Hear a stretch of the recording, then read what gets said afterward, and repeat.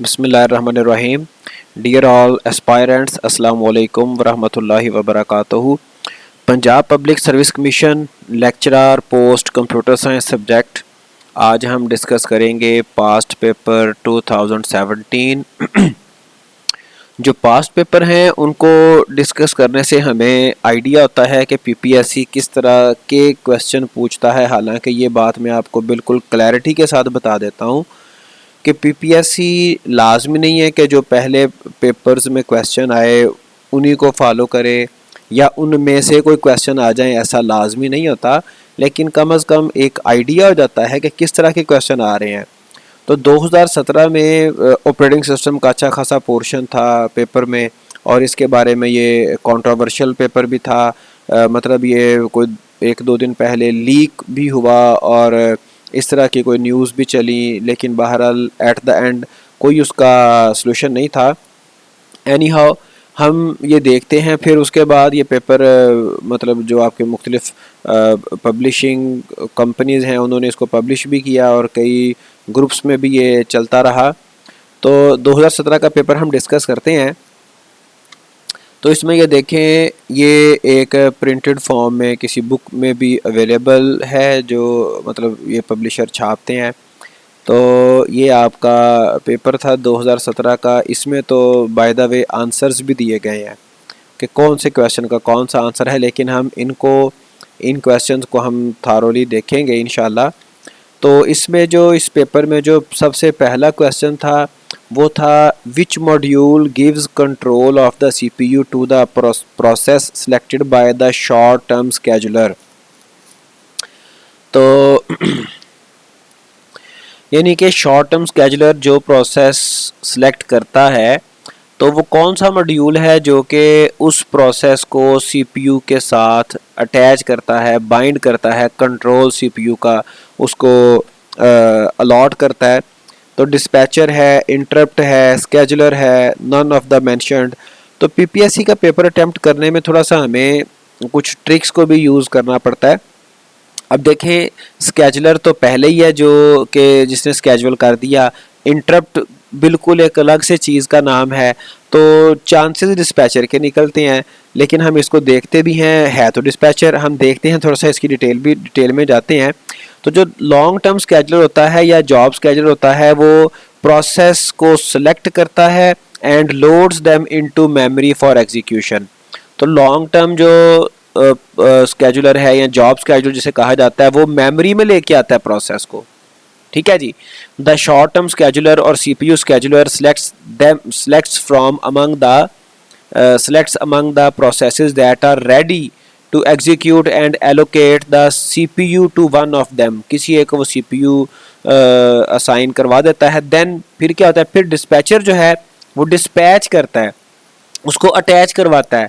उसमें context switch होता है। कॉन्टेक्स्ट स्विच ये होता है जो प्रोसेस पहले से सीपीयू के साथ अटैच था वो स्विच ऑफ करवाया जाता है, उसका डाटा, उसकी स्टेट्स सेव होती हैं, और ये जो नया प्रोसेस है ये उसके साथ सीपीयू के साथ अटैच होता है। तो डिस्पैचर इसका आंसर है पहले क्वेश्चन का। ओके, उसके बाद सेकंड क्वेश्चन। अब ये सारे कॉन्सेप्ट इंशाल्लाह ताला हमने अपना रेगुलर वो ऑपरेटिंग सिस्टम का कोर्स भी स्टार्ट किया हुआ है, तो उसमें हम ये सारे कॉन्सेप्ट इंशाल्लाह ताला देखेंगे भी। Next question is, the processes that are residing in main memory and are ready and waiting to execute are kept on a list called। जो प्रोसेसेस रेडी हैं मेमोरी में प्रोसेस होने के लिए, एग्जीक्यूट होने के लिए, उनकी लिस्ट को क्या कहा जाता है?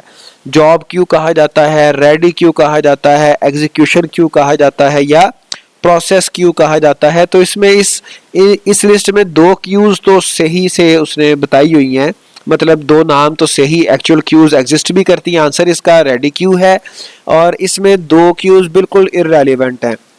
मतलब ये देखें, डायग्राम से आपको आइडिया हो जाएगा कि जो उसका जो क्वेश्चन था, the process that are residing in main memory and are ready and waiting to execute are kept on a list, वो लिस्ट जो है वो है रेडी क्यू। ठीक है। अब इसके अलावा दो क्यूज कौन सी हैं जो कि हमारे ओएस में एग्जिस्ट कर रही होती हैं? एक जॉब क्यू है, दूसरी रेडी क्यू है, तीसरी वेटिंग क्यू है। ठीक है जी। तो ये तीन क्यूज पाई जाती हैं। यहाँ पे जॉब क्यू भी आ गई, रेडी क्यू भी आ गई, एग्जीक्यूशन क्यू तो है ही नहीं, और प्रोसेस क्यू भी नहीं है। ठीक है जी। तो बहरहाल इसका आंसर जो है रेडी क्यू है।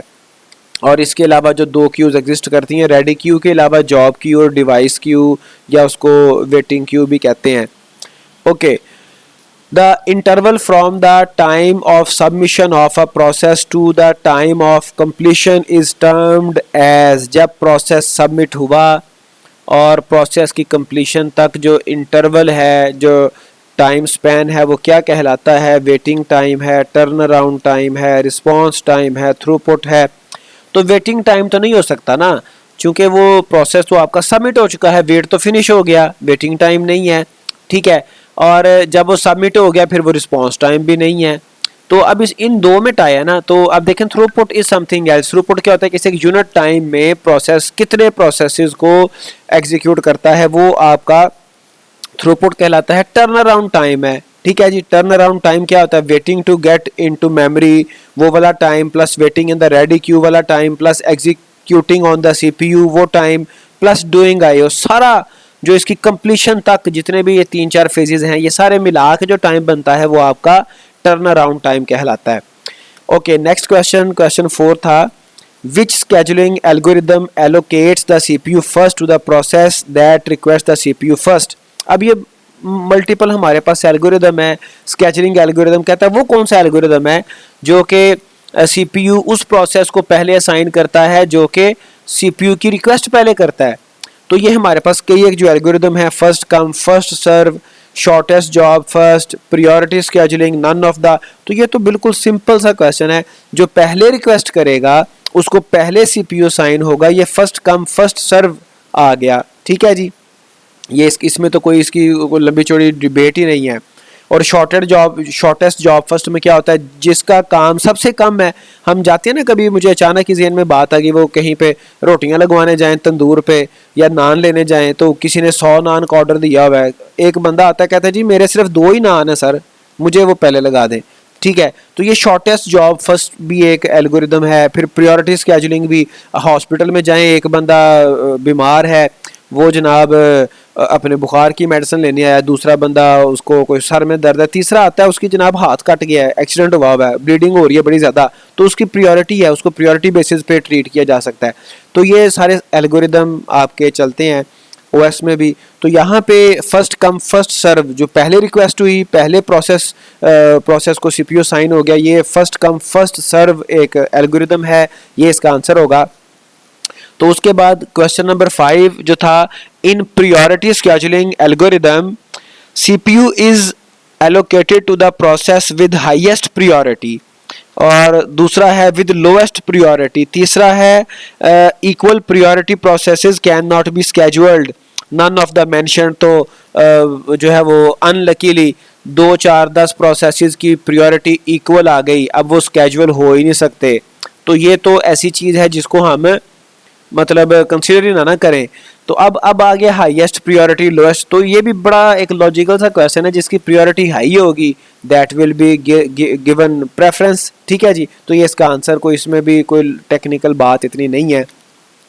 Question number 6, in priority scheduling algorithm when a process arrives at the ready Q it's priority is compared with the priority of all processes, currently running process, parent process, init process. तो एक मतलब एक currently running process है, ठीक है, एक है all processes, एक है पेरेंट प्रोसेस, एक है इनिट। अब ये एक प्रोसेस आपका रेडी क्यू में आ गया है, तमाम प्रोसेसेस के साथ उसको क्यों कंपेयर किया जाएगा? जैसे मैंने आपको मिसाल दी, वो हॉस्पिटल में आया, एक डॉक्टर है, ठीक है, वो जनाब वो कोई फीवर है, उसकी ट्रीटमेंट कर रहा है, उसको मेडिसिन दे रहा है, चेकअप कर रहा है। एक बंदा आ गया, उसका ब्लीडिंग हो रही है हाथ में बड़ी जो है वो एक्सटेंसिवली। तो जो इस वक्त रनिंग है उसी के साथ जिसकी ट्रीटमेंट चल रही है उसी के साथ उसकी प्रायोरिटी कंपेयर होगी ना। अगर उसको भी कोई नज़ला ज़ुकाम का प्रॉब्लम होता तो रनिंग के साथ कंपेयर होता, डॉक्टर कहता है जी आप वेट कर लें, इसके बाद आपको मैं ट्रीट करता हूँ। लेकिन अब इसकी सिचुएशन ऐसी है, ब्लीडिंग हो रही है, तो डॉक्टर उसको प्रायोरिटी बेसिस पे टाइम देगा। तो सो दैट उसका जो कंपैरिजन है सिर्फ करंटली रनिंग प्रोसेस के साथ होना चाहिए। तो यही इसका आंसर भी है, लॉजिकल सी ये बात है। Which algorithm is defined in time quantum. तो शॉर्टेस्ट जॉब स्केजुलिंग एल्गोरिदम, इसका टाइम के साथ ताल्लुक उस तरह से नहीं है, टाइम क्वांटम इसमें नहीं आता, जिसका काम सबसे छोटा है वो आ जाएगा इसमें। Round robin priority scheduling, multi level Q scheduling algorithm, तो प्रियोरिटी स्केजुलिंग के साथ भी नहीं है, मल्टी लेवल इसका ताल्लुक आपका राउंड रोबिन के साथ है। जब हम डिटेल में देखेंगे इसको ओएस में, तो राउंड रोबिन ऐसा एक एल्गोरिदम है जो कि एक टाइम क्वांटम उसमें सेट होता है। अगर 20 प्रोसेसेस हैं तो सबको 2-2 सेकंड, कोई 2-2 नैनो सेकंड सबको असाइन करता है सीपीयू, और जितना उनका प्रोसेस हो जाए फिर अगली टर्न में, फिर अगली टर्न में, इस तरह से ये राउंड रोबिन एल्गोरिदम का उसमें टाइम क्वांटम पाया जाता है। Round robin is the scheduling algorithm in which time quantum slot और स्लाइस और पीरियड इज असाइंड। तो ये आपका 7th क्वेश्चन था। उसके बाद है जी, in multi level feedback scheduling algorithm a process can move to a different classified ready queue. Classification of ready queue is permanent, processes are not classified into groups, none of the mentioned. तो इसका answer क्या है जी, process जो है वो different ready queues में move कर सकता है, जो आपकी प्रायोरिटी क्यूज़ हैं उनमें मूव कर सकता है। आपकी प्रायोरिटी क्यूज़ जो हैं वो परमानेंट नहीं हो सकती, आपकी प्रायोरिटी बदलती रहती है। किसी वक्त फ़र्ज़ करें, मैं आपको रियल लाइफ से एग्जांपल दे सकता हूँ, ये चूँकि सारे कॉन्सेप्ट रियल लाइफ वाले ही मतलब बेशुमार यहाँ पे अप्लाई होते हैं। सम टाइम बंदे की प्रायोरिटी होती है, उसके पास पैसे हैं, प्रायोरिटी है कि जी मैंने जनाब ट्रीटमेंट करवानी है, किसी वक्त तो वो बड़ा ज़रूरी होती है, किसी वक्त तो कोई फ़ी पे करना होती है, तो प्रायोरिटी तो चेंज होती रहती है, ठीक है। तो classification of ready queue permanent नहीं है। Processes are not classified into groups, जब जो है ही क्लासिफिकेशन, ठीक है, मल्टी लेवल, तो उसमें तो है, मल्टी लेवल का मतलब ही क्लासिफिकेशन है, तो इसका आंसर ए होगा। Okay, next question, which one of the following can not be scheduled by the kernel. अब दो तरह के आमतौर पे प्रोसेसेस होते हैं, कर्नल और यूज़र। तो कर्नल लेवल थ्रेड जो है ये can not be scheduled by the kernel, user level thread process. तो डेफिनेटली जो यूज़र लेवल थ्रेड है, जो जिसका ताल्लुक एप्लीकेशन प्रोग्राम्स के साथ है, जो कोई यूजुअल आपके नॉर्मल थ्रेड्स हैं, उन वो कर्नल उनको स्केड्यूल नहीं करेगा, बल्कि कर्नल यूज़र लेवल थ्रेड्स को स्केड्यूल नहीं करेगा, बल्कि वो सिर्फ कर्नल लेवल थ्रेड्स को करेगा। तो चूंकि कैन नॉट का वर्ड था, तो कर्नल यूज़र लेवल थ्रेड्स को स्केड्यूल नहीं कर रहा, बल्कि कर्नल लेवल थ्रेड्स को ही स्केड्यूल किया करेगा। User level threads are managed by thread library and the kernel is unaware of them. Okay, 10th question is a process refers to 5 pages A B C D E in the order। ये इसका order है B C D A B E A B C D E। if the page replacement algorithm is first in first out, ठीक है जी, जो page replacement algorithm है वो first in first out है। The number of page transfers with an empty internal store of 3 frames is. तो इसमें हमने number of page transfers देखने हैं with an empty internal store of 3 frames. जो आपका मतलब पेजेस हैं जो स्टोर हो सकते हैं, वो स्टार्ट पे तो वो सारा आपका एम्प्टी है और उसमें 3 फ्रेम स्टोर हो सकते हैं, ठीक है जी। तो इसका जो ऑप्शन है 8 है, 10 है, 9 है, 7 है, इसको हमें कैलकुलेट करना पड़ेगा। We have to definitely calculate. तो देखते हैं, जैसे ये आपकी मतलब ये आपका यू कैन से कि इस तरह से आपके first in first out real life में हमें हमारे होते हैं, बिल जमा करवाना है, कोई और करना है, लाइन एक लगती है, तो इस तरह की लाइन लगी होगी। तो पेजेस हैं 5 और उनका सीक्वेंस है और कितने जो है वो पेज ट्रांसफ़र्स होंगे, तो इसके लिए कैलकुलेशन हमें करना पड़ेगी। तो ये देखें, ये हमारा मतलब पेजेस का जो सीक्वेंस था, और ये क्यू वो कह रहा है उसका 3 साइज़ उसने बताया, मतलब उसमें स्टार्टिंग पे वो एम्प्टी है और उसका फ्रेम साइज़ जो है वो 3 है, ठीक है। और स्टार्ट एंटर कहाँ से होगा क्यू में और आउट कहाँ से होगा, तो हमें पता है कि क्यू के जो मतलब उसके ऑपरेशंस हैं वो एन क्यू है। एन क्यू का मतलब होता है कि इस क्यू के अंदर कोई आइटम आ रहा है, और डी क्यू है कि क्यू से आइटम निकल रहा है, ठीक है जी। तो अब इसमें ये देखें, जब ए आया हमारे इस जो कंटेनर था, फ्रेम था 3 का, उसमें ए आया तो एक पेज रिप्लेसमेंट हो गई, पेज ट्रांसफ़र एक हो गया। ठीक है जी। फिर उसके बाद बी आया। अब ये फर्स्ट इन फर्स्ट आउट इसका बिहेवियर है क्यू का। बी आया तो दूसरा पेज ट्रांसफ़र हो गया, सी आया तीसरा पेज ट्रांसफ़र हो गया। ठीक है। जब डी आया चौथा पेज ट्रांसफ़र, उसके बाद ए आया पांचवा पेज ट्रांसफ़र, बी आया छठा पेज ट्रांसफ़र। अब आगे आ गया ई, तो ये सातवां पेज ट्रांसफ़र हो गया। अब आया ए चूंकि इस क्यू में पहले से मौजूद है तो पेज ट्रांसफ़र काउंट नहीं होगा। ठीक है जी। ए जब आया, उसके बाद बी आया तो बी भी पहले से मौजूद है, पेज ट्रांसफ़र काउंट नहीं होगा। उसके बाद सी आएगा। सी चूंकि पहले से क्यू में मौजूद नहीं है तो पेज ट्रांसफ़र काउंट होगा, 8 हो गया। उसके बाद डी आया, डी भी मौजूद नहीं है तो 9 पेज काउंट आपका हो गया पेज ट्रांसफ़र। उसके बाद ई आया, ई भी मौजूद है तो ये भी पेज ट्रांसफ़र काउंट नहीं होगा। सो दैट ये इस तरह की कैलकुलेशन हमें करनी पड़ सकती है सम टाइम पेपर में भी। तो जो हमारा क्वेश्चन था कि how many page transfers, the number of page transfers with an empty, तो जो पेज ट्रांसफ़र है डेफिनेटली वो हमें आइडिया हो गया कि वो 9 है। ठीक है जी। तो ये 10th क्वेश्चन था। उसके बाद अब ये सारे जो हमारे पास डिफरेंट एल्गोरिदम्स हैं पेजिंग के, स्केजुलिंग के, और ये सारे हम इंशाल्लाह ताला इसको अपने ओएस के कोर्स में देखेंगे डिटेल से। अच्छा, उसके बाद आ गया question number 11, a memory page containing a heavily used variable that was initialized very early and is in constant use is removed, then the page replacement algorithm used is. अब ये बड़ा ट्रिकी सा क्वेश्चन है। A memory page containing a heavily used variable, कोई ऐसा variable है उसमें जो कि बड़ा फ्रीक्वेंटली, हैवीली से मुराद है फ्रीक्वेंटली, बार बार यूज हो रहा है, जो कि बहुत जल्दी से इनिशियलाइज भी हो गया था। ठीक है जी। मतलब शुरू से वो यूज भी हो रहा है और बार बार यूज हो रहा है। And is in constant use, वो कॉन्स्टेंटली मुस्तकिल तौर पे वो यूज में है, उसे रिमूव कर दिया गया है। ठीक है। तो जो फ्रीक्वेंटली यूज में भी था, बार बार यूज हो भी रहा है, उसे रिमूव नहीं होना चाहिए था, रिमूव कर दिया गया। Then the page replacement algorithm used is, एक है L R U for least recently used, LFU least frequently used, FIFO first in first out, none of these. अब लीस्ट रिसेंटली से मुराद यह है कि जो भी प्रीवियसली यूज हुआ था, जिसे भी आखिर वक्त यूज हुए, सबसे कम टाइम गुजरा था, ठीक है, उसको आप रिमूव कर दें अगर ये एल्गोरिदम यूज हो रहा हो। लीस्ट फ्रीक्वेंटली यूज्ड से मुराद ये है कि जो बहुत कम यूज हो रहा हो। ठीक है। ना तो ये बहुत कम यूज हो रहा था, हैवीली यूज था, और कांस्टेंट यूज में था, तो लीस्ट रिसेंटली यूज्ड एल्गोरिदम भी नहीं आना, लीस्ट फ्रीक्वेंटली यूज्ड भी नहीं आना, फर्स्ट इन फर्स्ट आउट आना है। जो पहले आया था मेमोरी में वो पहले जाएगा। ठीक है जी। तो ये FIFO एल्गोरिदम यहाँ पे इसका आंसर होगा। ठीक है।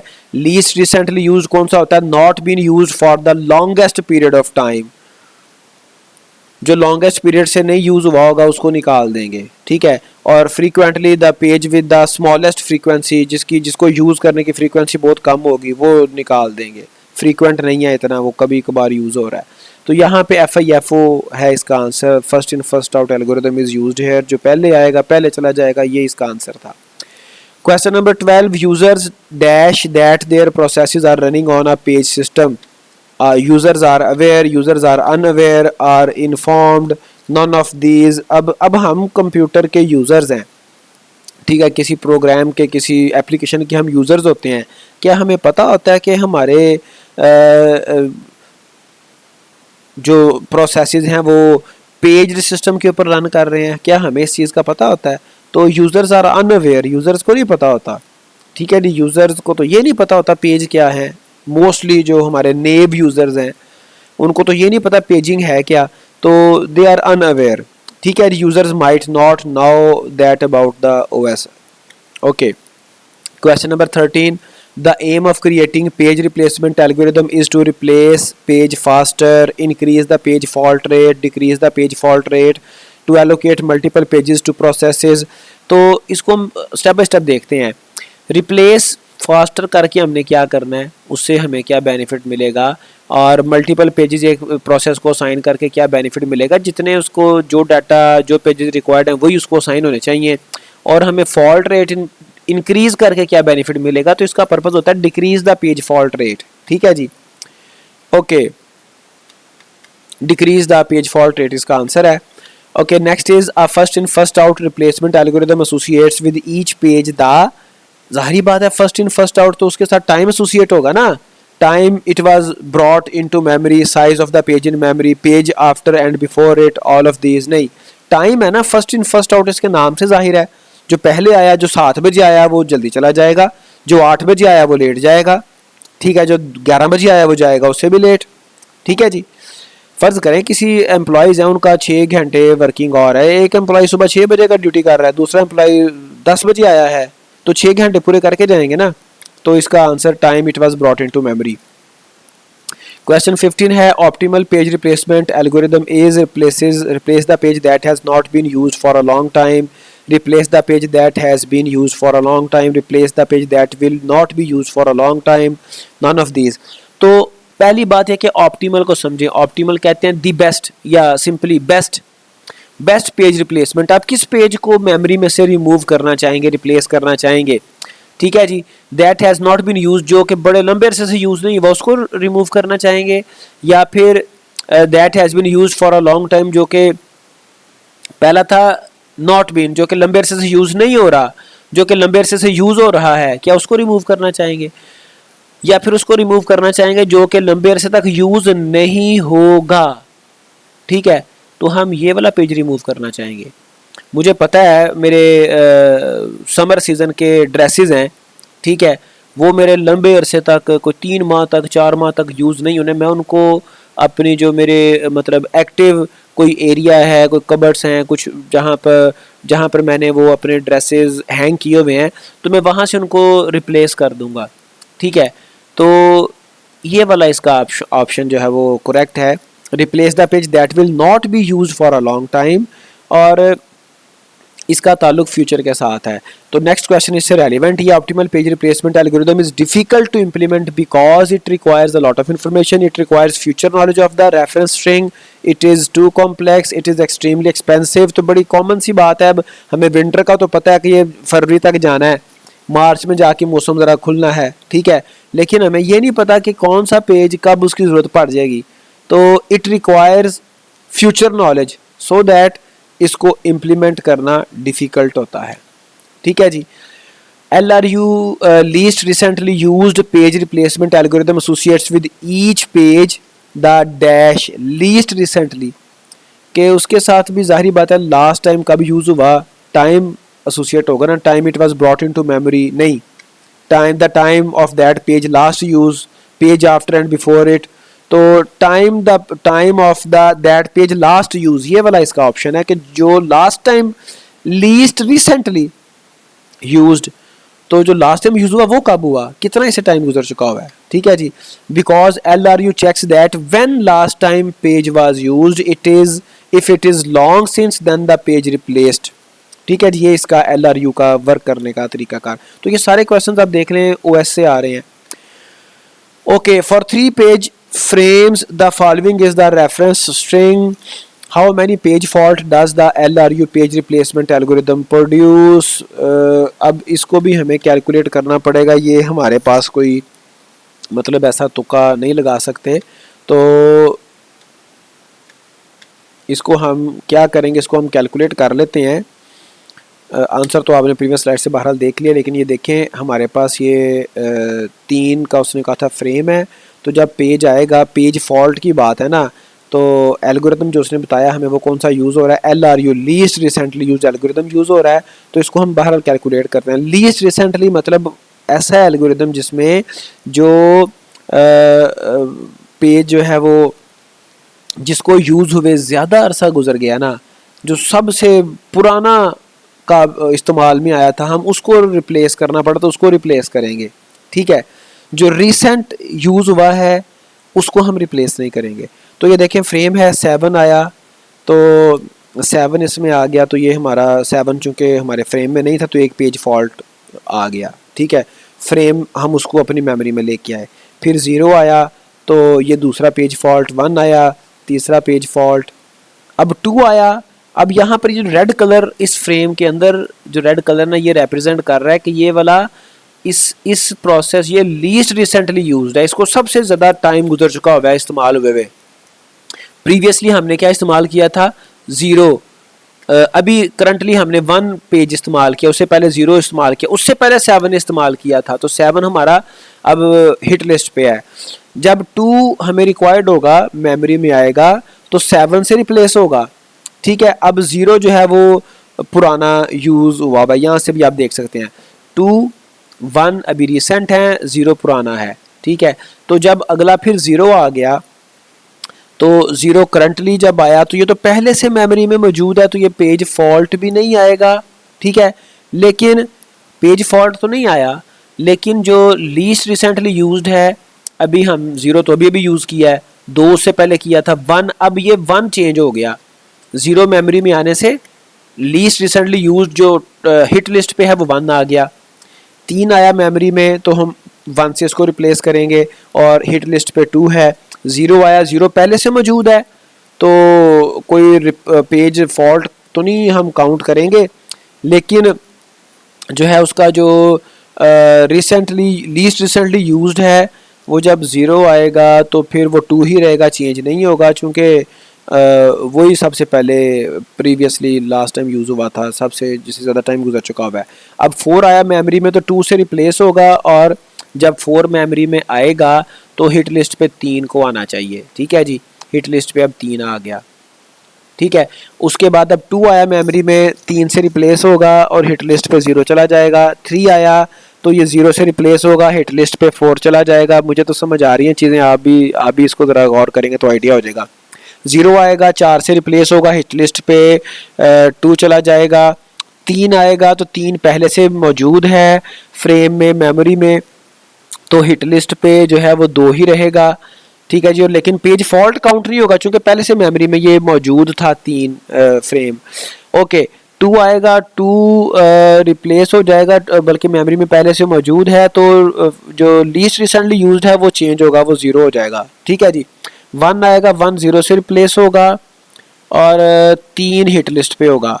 फिर 2 आएगा, 2 पहले से मौजूद है, हिट लिस्ट पे जो है वो हिट लिस्ट पे चेंज होगा, हिट लिस्ट पे 3 ही रहेगा, हिट लिस्ट पे 3 ही रहेगा, पेज फॉल्ट काउंट नहीं होगा। 0 आएगा, 0 मेमोरी में मौजूद नहीं था, 3 से रिप्लेस होगा, हिट लिस्ट पे 1 आ जाएगा, ठीक है जी।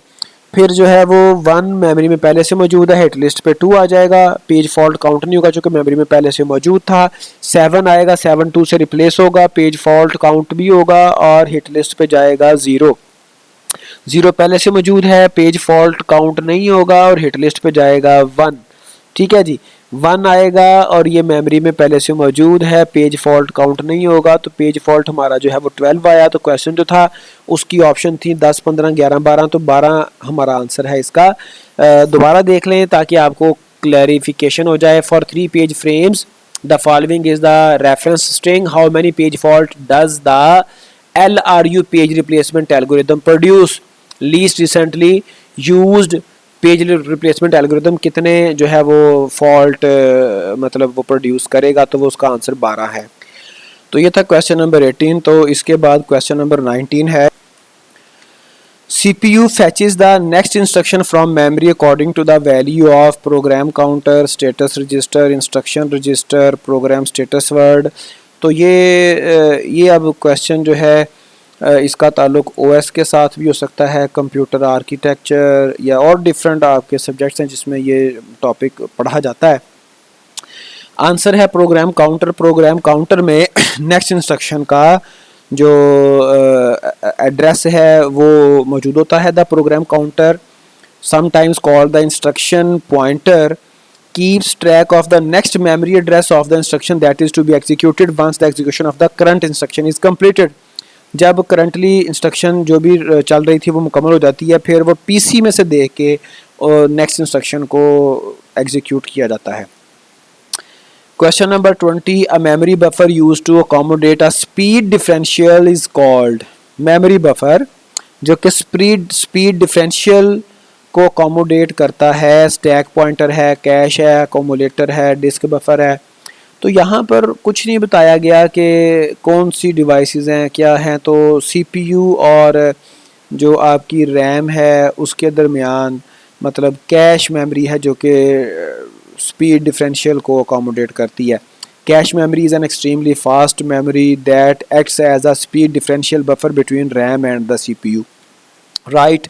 तो क्वेश्चन नंबर 21 है which one of the following is the address generated by the CPU. तो जो सीपीयू है वो फिजिकल एड्रेस जनरेट करता है, एब्सोल्यूट करता है या लॉजिकल करता है, या इनमें से कोई भी नहीं है। तो सीपीयू लॉजिकल एड्रेस जनरेट करता है। फिर उसके बाद और मॉड्यूल्स हैं जो कि उसका फिजिकल एब्सोल्यूट एड्रेस निकालने के लिए इस्तेमाल होते हैं। Logical address is generated by the CPU, also known as virtual address. This address is used as a reference to access the physical memory location by CPU. फिर ये लॉजिकल एड्रेस जो है उसका एक्चुअल फिजिकल एड्रेस मालूम करने के लिए use होता है।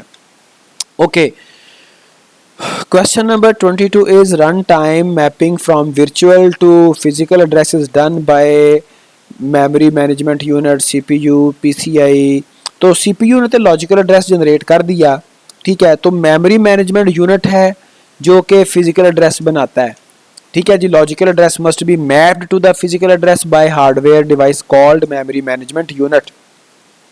ओके ओके, ये आपका आ गया next question. Memory management technique in which system stores and retrieves data from secondary storage for use in memory is called fragmentation, paging, mapping, none of the mention. तो ये इसका जो आंसर है ये पेजिंग है, चूंकि हमने प्रीवियसली पेज रिप्लेसमेंट एल्गोरिथम भी देखे हैं।